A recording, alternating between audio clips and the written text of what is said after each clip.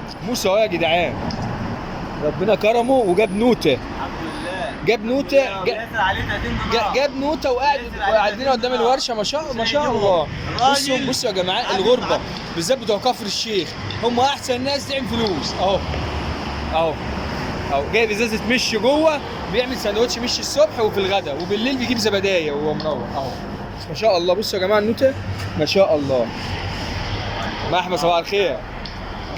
جايب يعني هي ارزاق ونصيب بس اهو.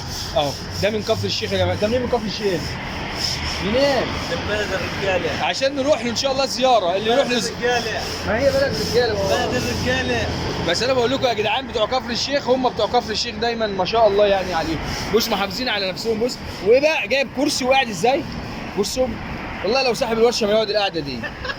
والله لو صاحب الورشه ما يقعد القعده دي يا جدعان.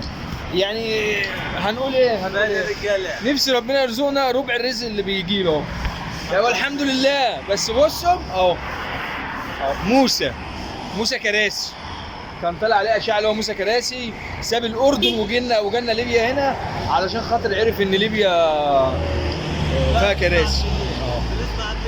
دي من الاشكال بقى يا جدعان. ان شاء الله لما تقابلكم تبقوا عارفين ان هو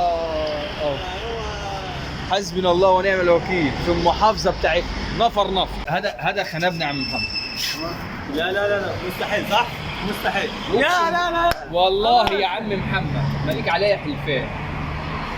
خد فلوسي ونصب عليا، دهنت له البتاع ومش عايز يديهولي. هو ما يعرفنيش، انا عندي كفاءه اخده بهدومه بس على خاطر ابنه.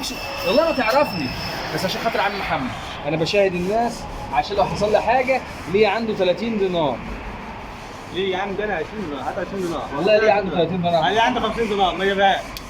ونازل على رمضان بعد ما رزع سنتين في ليبيا ولم فلوس ليبيا. لم فلوسكم، ده لم فلوسكم وخلصها عشان تقولوا في ازمه ماليه. موسى لم فلوس ليبيا اهو. بص يا عم محمد، عايز يروح طيران، عارف ده؟ لا يروح طيران ولا اتوبيس حتى، ده يروح على جمل. اقسم بالله بتاخد فلوس ايه؟ امسك يا عم محمد كده.